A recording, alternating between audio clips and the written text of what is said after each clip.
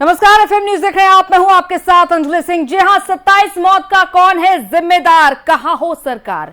दिल्ली के मुंडका में metro station के पास में एक इमारत में कल देर रात भीषण आग लग गई और आग इतनी भयानक लगी कि आग आसपास के इलाकों तक पहुंचने लग गई। जो आग के गुबार थे वो देखने लायक थे कि किस तरह से दिल दहला देने वाली तस्वीरें थी। 4 मंजिला इमारत में आग लगने से 27 लोगों की जलकर मौत हो गई तो 1 दर्जन से ज्यादा लोग गंभीर रूप से झुलस गए। दमकल की गाड़ियां मौके पर पहुंची। कड़ी मशक्कत के बाद कहीं जाकर 8 घंटे का वक्त लगा और काबू पाया गया आग पर।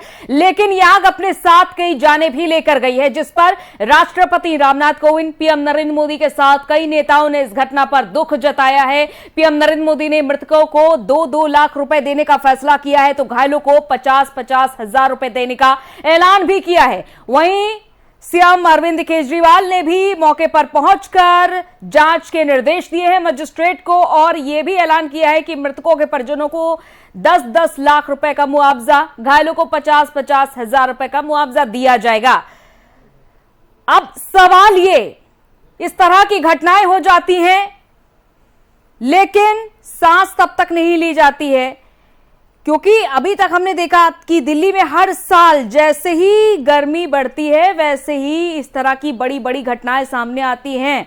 इससे पहले भी आपने दिल दहला देने वाली तस्वीरें जो देखी होंगी कि किस तरह से हाथ में फोन लेकर लोग वीडियो कॉल कर रहे थे जलते हुए, और आज भी कुछ ऐसी ही तस्वीरें हमने देखी थी कि लोग डरे हुए, सहमे हुए इस आग के बीच से फोन मिला रहे हैं अपने परिजनों को, अपनों को, अपने जानकारों को फोन मिला रहे हैं, प्रयास कर रहे हैं कि किसी तरह उन्हें जानकारी तो मिल जाए कि हम इस तरह की बड़ी मुसीबत में फंसे हुए हैं, हम अब किस तरह से निकल पाएंगे इस बारे में हमें खुद ही नहीं पता है। इस तरह के लोगों ने कोशिश की और 8 घंटे लग गए। इस कड़ी मशक्कत के बाद कहीं जाकर आग पर काबू पाया जा सका। इस तरह की इमारतें तो बनकर तैयार हो जाती हैं, लेकिन जो जानकारी मिली कि यहाँ पर फायर एनओसी नहीं मिली हुई थी इस बिल्डिंग को, इसके बावजूद मालिक ने कोई भी सुध नहीं ली। सुरक्षा के कोई भी इंतजाम पुख्ता नहीं थे। 100 से ज्यादा यहाँ पर कर्मचारी काम कर रहे थे। सुध लेने वाला देखिए कोई नहीं होता है। जब घटनाएं घटित हो जाती हैं तब मौके पर प्रशासनिक अधिकारी पहुंचते हैं, तब तमाम जनप्रतिनिधि पहुंचते हैं। तो इसीलिए हम कह रहे हैं कि कहां हो सरकार? 27 मौत का आखिर कौन है जिम्मेदार, कौन जिम्मेदारी लेगा? क्योंकि ये कोई पहला मामला नहीं है, इससे पहले भी हर साल लगातार मामले सामने आते रहते हैं। और राजधानी दिल्ली के हाल है जहां पर मेट्रो बड़ी रफ्तार में दौड़ती है और वहां पर इस तरह की घटना होना अपने आप में कई सवाल खड़े कर रहा है। ये है राजधानी दिल्ली की व्यवस्थाएं। क्या हो रहा है आखिर? यहां पर एक इमारत जहां पर सीसीटीवी बनते हैं, जहां पर सुरक्षा के लिए सीसीटीवी जिसका इस्तेमाल होता है, वहां पर सीसीटीवी बन रहे हैं, लेकिन इस इमारत की ही सुरक्षा नहीं है। जान जोखिम में डालकर लोग यहां पर काम कर रहे हैं, क्योंकि लोगों को अंदाजा नहीं है कि जिस फैक्ट्री में वो काम कर रहे हैं वहां पर आखिर सुरक्षा के पुख्ता बंदोबस्त थे या नहीं थे। फायर एनओसी मिली नहीं हुई थी, उपकरण पर्याप्त वहां पर थे नहीं, या फिर बिल्कुल ही नहीं थे। पर्याप्त की तो बात दूर ही कर देते हैं हम।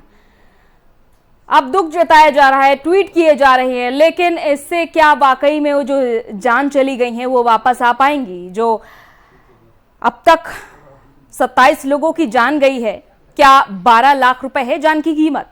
ये कई बड़े सवाल हैं जो झकझोर देने वाली ये घटना सामने आई है।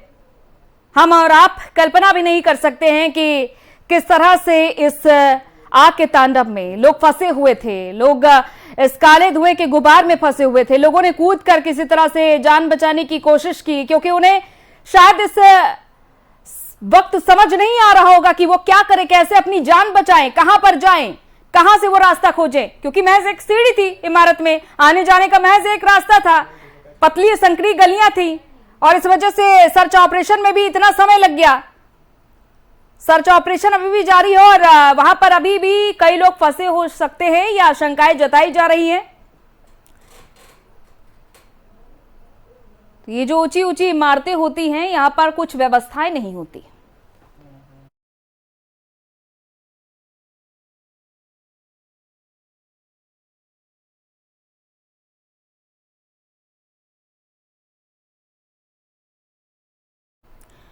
तो मौके पर पहुंचकर जायजा लिया सीएम अरविंद केजरीवाल ने। इसके बाद उन्होंने क्या कुछ कहा, एक बार सुनिए।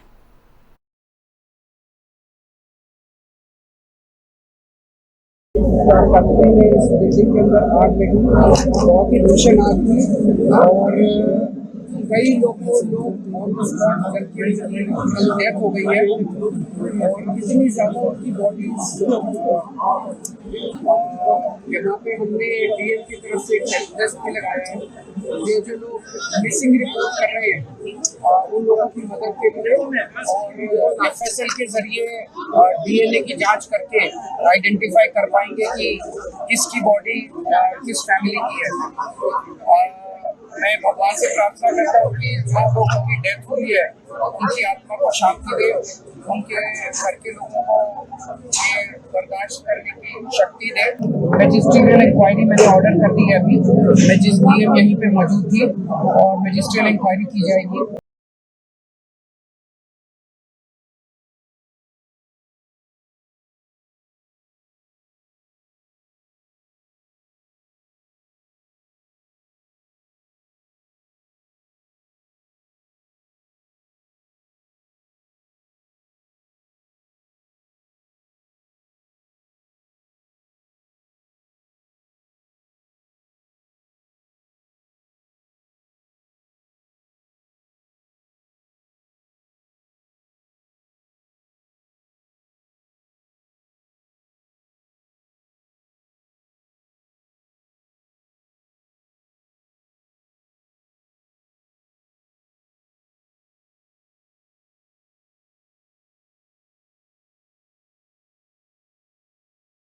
घटना की क्या बड़े कारण रहे? वजह बताई जा रही है कि शॉर्ट सर्किट के चलते ये भीषण आग लगी है, लेकिन क्या वाकई में शॉर्ट सर्किट के चलते ये भीषण आग लगी? और आग लगी भी है तो व्यापक इंतजाम नहीं होने चाहिए थे? हर साल इतनी मौतें हो जाती हैं, आग लगने से कई लोगों की जान चली जाती है, लोगों को जरा भी अंदाजा भी नहीं होता कि वो जहां पर काम कर रहे हैं क्या वहां पर सुरक्षा है भी या नहीं है। जिम्मेदारी कौन लेगा आखिर? सरकार, प्रशासन या फिर इस बिल्डिंग के मालिक? कौन जिम्मेदारी लेगा? किसकी लापरवाही थी बड़ी? किससे सवाल किया जाए? तो इसीलिए हम कह रहे हैं कि कहां हो सरकार? 27 मौतों का कौन है जिम्मेदार? और ये सिर्फ 27 मौतें ही नहीं, इससे पहले भी कई बड़े हादसे हो चुके हैं जिनसे सबक अभी तक नहीं लिया गया। हर बार यह हादसा होना क्या संदेश देता है?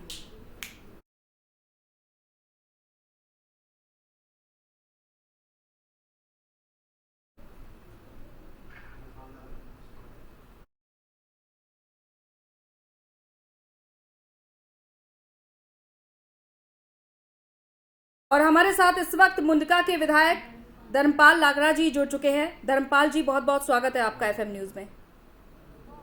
मैडम, अभी देखो, ऐसे बुरे समय में स्वागत तो शायद कोई भी नहीं चाहेगा, कोई स्वागत नहीं है। दुखद घड़ी में मेरी विधानसभा के मुंडका गांव में जो ये घटना हुई उससे मैं बहुत दुखी हूँ और अपने आप को एक अभागा समझता हूँ कि मेरे यहाँ ऐसा क्यों हुआ, वो भी मेरे ही गाँव में। तो उसके लिए मुझे बहुत दुख है और मैं जितने भी गरीब लोगों की मौत हुई है उस पर मैं उनकी आत्मा को सांत्वना देना चाहूंगा, उनके परिवार को भी हिम्मत बनाना चाहूंगा। और अभी जो है हमारे सीएम साहब ने मजिस्ट्रेट जांच के आदेश दिए हैं। करीब 11:15 11:30 बजे आए हुए थे, मैं भी वहीं था और जितने भी डिपार्टमेंट के और लोग थे वो भी सब थे और उन्होंने यही कहा है। और कुछ देखो, मैं फालतू नहीं कह पाता, झूठ जाट बोलना। अभी जो मरे हैं जो लोग, उनके सबके परिवारों को हमारी आम आदमी पार्टी सरकार की तरफ से 10-10 लाख रुपए मुआवजा दिया जाएगा। जो घायल हैं उनको 50,000 दिए जाएंगे और मजिस्ट्रेट जांच जो है सिटिंग मजिस्ट्रेट से इसकी जांच कराई जाएगी। लेकिन देखिए, इस भवन के पास एनओसी नहीं थी, फायर एनओसी नहीं थी। अब इस हादसे का कसूरवार किसे आखिर जिम्मेदार, किसे ठहराया जाए? इसको जो जिम्मेदार ठहराने के लिए मैडम मैं राजनीतिक बात नहीं करूंगा, खुली बात करूंगा। इसमें भाजपा भी, आम आदमी भी, आप भी, मैं भी और यहाँ क्षेत्र के लोग, क्षेत्र में काम करने वाले लोग सभी जिम्मेदार हैं इस हादसे के। वो क्यों है? क्योंकि आज भी मेरे क्षेत्र में हजारों फैक्ट्रियां, गोडाउन ऐसे हैं जिनके पास एनओसी नहीं है, फायर की या जो है इंडस्ट्री की एनओसी नहीं है। और जो एक कंफर्म इंडस्ट्री एरिया भी नहीं है, अनऑथराइज इंडस्ट्री एरिया है, हजारों हैं ऐसे। तो उनको उनमें कल को कोई हादसा होगा तो आप मुझे बताएं कि भी आप किसको जिम्मेदार ठहराओगे, क्योंकि ये पूरा क्षेत्र अनऑथराइज डेवलप हुआ है और सभी लोग ऐसे ही एमसीडी को, क्योंकि 15 साल पीछे एमसीडी की सरकार रही है बीजेपी की, और उन्होंने पैसे ले लेकर के सब कुछ अनऑथराइज कंस्ट्रक्शन करा दी। हर साल एक बार में कई घटनाएं। 2019 में ही, मेरी बात सुनेगा धर्मपाल जी, 2019 में ही अनाज मंडी में आग लग जाती है, 43 लोगों की मौत होती है। 2019 में ही करोल बाग में होटल में आग लग जाती है, 17 लोगों की मौत होती है। 2018 में आग लगती है कि इंडस्ट्रियल एरिया में, 17 लोगों की मौत हो जाती है। 2011 में, मैं आपको एक एक करके गिना रही हूं ताकि आप ये सवाल दोबारा ना दोहराएं कि आखिर जिम्मेदार किसे किसे ठहराएंगे। सवाल ये है कि आखिर सबक क्यों नहीं लिया जाता इस तरह की घटनाओं से। इसमें अगर जिम्मेदार ठहराया जाए ना, तो सबसे पहले तो जो आपने खुद बिल्डिंग्स गिना दी कि हजारों ऐसी इमारतें हैं जहां पर एनओसी नहीं मिला हुआ है। क्यों नहीं एनओसी मिला हुआ है? हाँ जी, हेलो, सुन पा रहे हैं आप? हेलो, सुन पा रहे हैं धर्मपाल जी? लास्ट के जो वर्ड थे वो समझ में नहीं आया, क्या वक्त नेट की थोड़ी कमी है, रेंज की। जी धर्मपाल जी, मेरा ये कहना है कि आपने खुद इतनी इमारतें गिनाई, मैंने हर साल की इतनी घटनाएं गिनाई, अब आप बताइए कि आखिर एनओसी नहीं मिला हुआ है। आपने खुद इस बात को स्वीकारा है, तो क्यों एनओसी नहीं मिला है? और बिना एनओसी के कैसे आखिर किसी भी इमारत में फैक्ट्री चल सकती है? कैसे फैक्ट्री संचालित हो सकती है? सीसीटीवी कैमरे बन रहे हैं वहां पर। ऐसा है वो नहीं चल सकती, परंतु हमारी जो आम आदमी पार्टी सरकार है, इसकी इतनी पावर नहीं है। हर जगह ऊपर एलजी से मंजूरी लेनी, एलजी की परमिशन होनी, और जितने एमसीडी फैक्ट्री लाइसेंस है या और लाइसेंस है, वो सब बीजेपी एमसीडी की सरकार के हाथ में है, वो हमारे में नहीं है। आज भी मैंने बता दिया ना, मेरे क्षेत्र के अंदर हजारों गोडाउन और फैक्ट्री ऐसे ही जैसे आप कह रहे हो ऐसे ही चल रहे हैं। तो उसमें कौन जिम्मेदार होगा? जितने भी अधिकारी हैं, वो अधिकारी पैसा लेते हैं और अपना जो है वो आंख फेर लेते हैं। ठीक है, लेकिन अब जिन लोगों की जान गई है, उनके परिवार परिजन सवाल आखिर किससे करें? क्या बीजेपी से सवाल करें, आपसे सवाल करें, किससे सवाल करें? कोई पार्टी निर्धारित पहले की जाए, उनसे सवाल किया जाए कि हमारी सरकार है लेकिन हमारे हाथ में कुछ नहीं है, केंद्र सरकार कहे कि दिल्ली सरकार की पूरी जिम्मेदारी बनती है, तो सवाल किससे करें? आम आदमी किससे सवाल करे? आप ये जवाब दीजिए। देखिए मैडम, इसका जो मैं आपको जो बताना चाहूंगा, जो विधायक होते हैं ना, इनकी मीटिंग होती है जैसे अपने क्षेत्र के डीएम ऑफिस में। तो डीएम ऑफिस में जो मीटिंग हुई थी हमारी, तो मैंने एक बार नहीं 2 बार 3 बार ये सवाल उठाया, और ये सवाल उठा करके और जिस तरह इसको रोकने के लिए कि भी अनऑथराइज कंस्ट्रक्शन इसको रोका जाए, ऊपर से देखिए बीएससीएस वाले जो बिजली दे देते हैं इस फैक्ट्री चलाने के लिए, उस पर कंप्लीट मैंने रोक लगवा रखी है अपने क्षेत्र में, क्योंकि यहाँ सारा क्षेत्र अनऑथराइज डेवलप होता है, और सबसे पहले डेवलप कराने में एमसीडी का हाथ होता है, और एमसीडी आज तक हमारे हाथ में रही ही नहीं। वो या तो पहले कांग्रेस के हाथ में थी या अब वो बीजेपी के हाथ में है। बिल्डिंग बन जाती है, उसके बाद कहीं ना कहीं कोई न कोई अधिकारी, कोई अफसर वो घूस लेकर के और लाइसेंस भी दे देते हैं, या चलने भी देते हैं, या पावर। ठीक है, आपका ठीक है, मैं मान लेती हूँ कि आपका ये कहना है कि एमसीडी हमारे हाथ में नहीं है। क्या आपने कभी बात करने का प्रयास किया कि इस तरह से घटनाएं हो रही हैं, क्या उनका कोई समाधान निकाला जा सकता है? सरकार की जिम्मेदारी है, आप कुछ तो जिम्मेदारी मानिए अपनी सर। नहीं, मेरी जिम्मेदारी मैंने बता दिया, उसका मैं सबूत दे सकता हूँ कि आप डीएम ऑफिस रजौरी गार्डन ये पता कर सकते हैं कि धर्मपाल विधायक ने जो है पिछले 1.5 साल पहले ये जो है सवाल उठाया था डीएम के सामने कि भाई यहाँ अनऑथराइज कंस्ट्रक्शन को भी रोका जाए, अनऑथराइज लाइसेंस देने से भी रोका जाए, और जो ये अपना फायर का डिपार्टमेंट है इसको सख्त किया जाए। मैंने बल्कि कई अधिकारी तो मेरे से बड़े खुश हुए थे जो ईमानदार थे कि आपने यार कितने जोरदार तरीके से उठाया। जो फायर के लोग भी हैं, जो छोटे निचले अधिकारी हैं, पैसा लेकर के वो अनदेखी कर देते हैं। एमसीडी के फैक्ट्री लाइसेंस वाले पैसा लेकर के अनदेखी कर देते हैं। अनदेखी, आपका कहना अनदेखी की जाती है। चलिए बहुत बहुत शुक्रिया हमारे साथ जुड़ने के लिए। पैसा लेकर के अनदेखी की जाती है इन लोगों की। चलिए बहुत बहुत शुक्रिया। आज भी मेरे क्षेत्र में कम से कम 50 जगह अनऑथराइज कंस्ट्रक्शन चल रही है, कॉलोनियां काटी जा रही हैं, उनको रोकने वाला कोई नहीं है। जो तरह तरह के जो अधिकारी है वो पैसा लेकर के और अपना चुप मार लेते हैं और विधायक बेशक चलाता रहो। चलिए बहुत बहुत शुक्रिया धर्मपाल जी।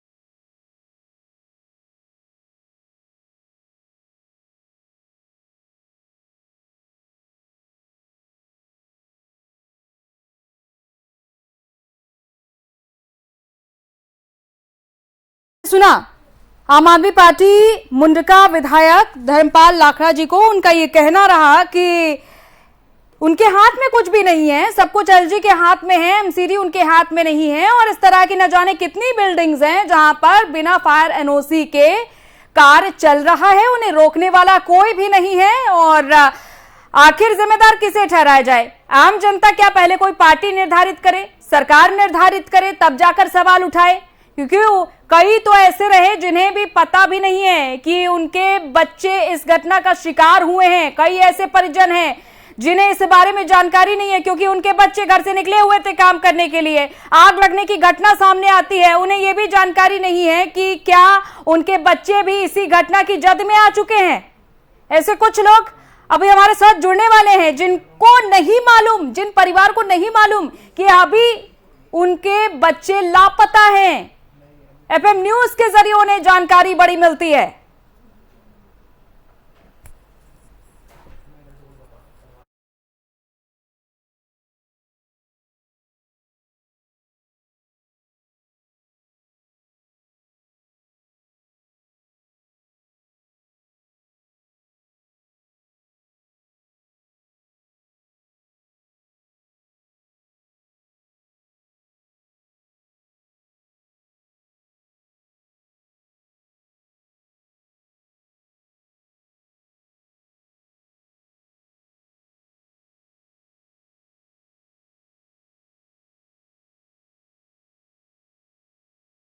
तो दिल्ली के मुंडका में आग लगने से बड़ा हादसा हुआ, 27 लोगों की जान जा चुकी है और कई अभी लापता हैं। उनके परिजन परेशान हैं। एफएम न्यूज लगातार ग्राउंड जीरो से आप तक हर अपडेट पहुंचा रहा है। देखिए हमारी संवाददाता मौके पर मौजूद हैं, रिपोर्ट देखिए।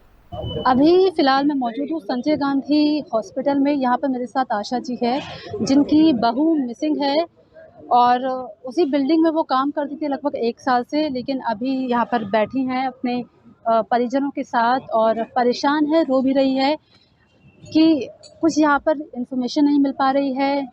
माँ जो है वो बहू को ढूंढ रही है, कुछ पता नहीं चल पा रहा है सरकार की तरफ से, कोई यहाँ पर इंफॉर्मेशन नहीं। हंस यहाँ पर आते हैं लेकिन कोई प्रॉपर इनसे बात नहीं होती है। तो आशा जी, आपकी बहू मिसिंग है? जी, उसी बिल्डिंग में काम करती थी वो? जी। क्या काम करती थी? अब अंदर जो वाईफाई बनती थी उसकी बताती थी, मैं वाईफाई तैयार करती थी, पेच उस कस के सारे तैयार करके मैं देती थी। तो कैसे आपको पता लगा कि आग लग गई है बिल्डिंग में? जी बस अब उसकी बहन निकल आई है, फिर बहनों ने फ़ोन करा। बहन ने बताया कि आग लग गई है। आप भी इनके साथ ही आई हैं? हाँ जी मैम। हाँ, ये क्या हुआ था, मतलब बिल्डिंग के बारे में पता है आपको? क्या आग लगी, कब लगी? मुझे तो वहाँ पता चला था 2 बजे आग लगी, 2 से ढाई बजे के बीच में। 5 बजे आई थी फायर ब्रिगेड वाले, जब तक बहुत ज़्यादा जल चुका था। तो आप अभी मॉर्चरी में आई हैं यहाँ पर, तो आपने शनाख्त करी अपनी? रात में पता ही नहीं चल रहा है बॉडी का, मिट्टी का ढेर की तरह है, ऐसे कट्टे में भर रखा है। मतलब बॉडी पूरी जल गई है? हाँ बॉडी पूरी जल गई है, थोड़ी थोड़ी सी बची हुई है, वो पता ही नहीं चल रही है, कैसे पता करेंगे, कुछ पता ही नहीं चल रही है। तो अभी यहाँ पर नेता आए थे बीजेपी के, हंसराज सांसद, आपने उनसे बात करी है? बात ही नहीं हो पाई, वो भीड़ भड़ाके में वो अपनी बात करके चले गए, कुछ नहीं बात हुई। कुछ नहीं बोला उन्होंने आपको? कुछ बात नहीं हुई उनसे। तो अभी आप लोग इनके साथ आए हैं, आशा जी के साथ आए हैं, तो हॉस्पिटल से आपने बात करी कि आपकी जो बिटिया है, बहू है, वो कहाँ है? पता लगा? पता तो करे वहाँ पे अंदर, वहाँ पे भी नहीं पता चल रहा है। यहाँ अंदर 2 बार सेनात के लिए 2-3 बार गए जा चुके, वहाँ पे भी नहीं पता चल रहा है। अब क्या है क्या नहीं है पता ही नहीं चल रहा है। रात को 2 बजे से यहाँ पे चक्कर काट रहे हैं, कुछ पता नहीं चल रहा है। आप इनके पड़ोसी हैं? हाँ जी किसी को कुछ पता ही नहीं। लगती है, भाभी लगती है। हाँ आप जी। लोग कहाँ के रहने वाले हैं? बिहार के हैं। अभी हाँ, ये भी आशा यहाँ जी ही हैं। आशा जी बिहार के हैं, मैं नेपाल। और यहाँ कहाँ रहते हैं? ये यहाँ मुंडका में। उनका में? हाँ जी मुंडके में रहते थे, और ड्यूटी भी वो मधु वहीं पे ड्यूटी भी करती थी, पास में ही। यहाँ पर देखिए लगातार हॉस्पिटल्स में परिजनों का आना अभी भी जारी है, और लगातार परिजन वाले यहाँ पर यही गुहार लगा रहे हैं कि जो इस पूरे एक्सीडेंट में जो इनके परिजन हैं, जो कुछ जो घायल हो चुके हैं, कुछ जो इस दुनिया में नहीं है, लेकिन मॉर्चरी में जाकर अगर स्थिति देख रहे हैं तो लाश जो है वो बिल्कुल राख हो चुकी है। पहचान कर पाना भी बहुत मुश्किल है। लगातार राजनेता यहाँ पर आ रहे हैं, लेकिन एक कंक्लूजन नहीं दे पा रहे हैं। इस वजह से परिवार वाले भी बहुत परेशान हैं, और सरकार से सिर्फ यही मांग कर रहे हैं कि इंसाफ हो। कैमरा पर्सन दीपक के साथ ओशी मंडोला, FM न्यूज़, दिल्ली। हाथों में लापता परिजनों की तस्वीरें लेकर यहाँ पर परिवार खड़े हैं, और एक नहीं कई सारे परिवार खड़े हैं, और इस उम्मीद से खड़े हैं कि संजय गांधी हॉस्पिटल में आए हैं, इस उम्मीद से कि परिजन शायद मिल जाए, सही सलामत हो। आंखें नम है और परेशान भी है। क्या नाम है आपका?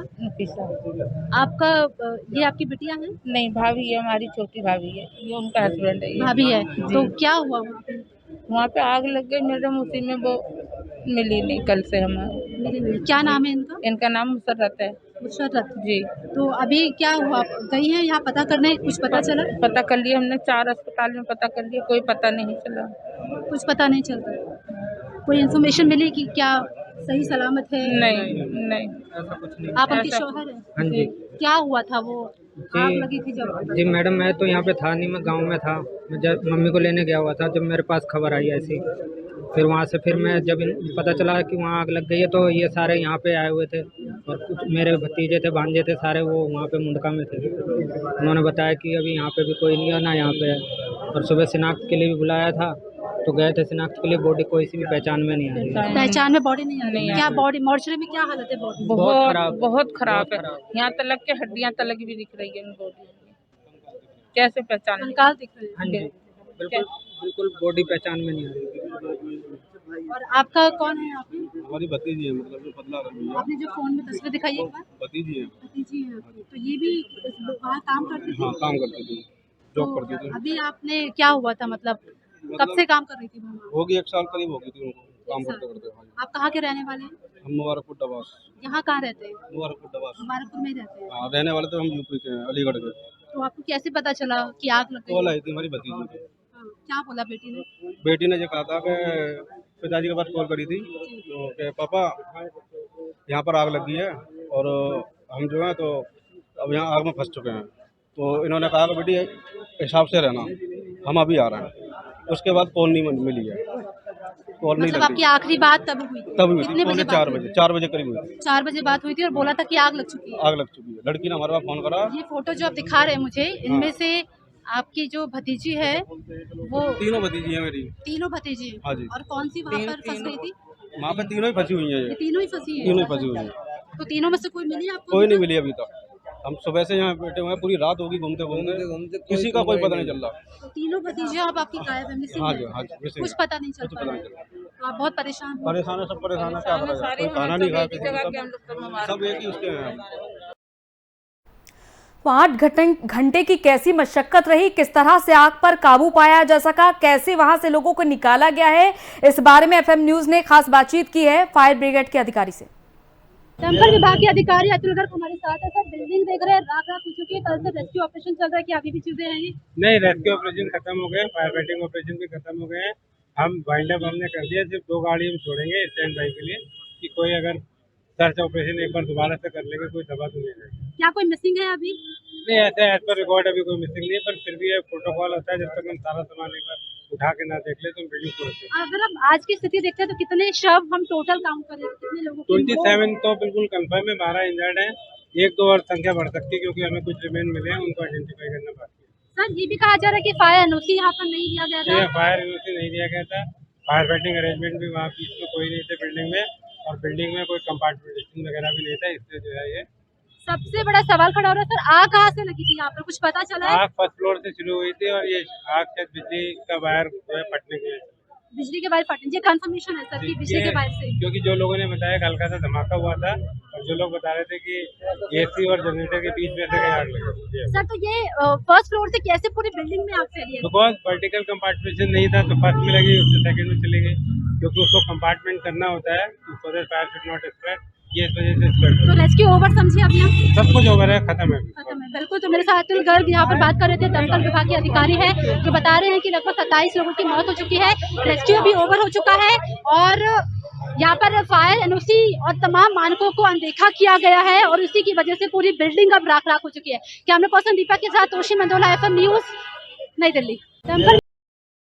आखिर कब थमेंगी इस तरह की घटनाएं, कौन देगा जवाब, कौन है जिम्मेदार, कौन है इस तरह की घटनाओं को रोकने के लिए मौजूद, ये सवाल अभी भी बना हुआ है। इसी के साथ इस बुलेटिन में इतना ही, इजाजत दीजिए, नमस्कार।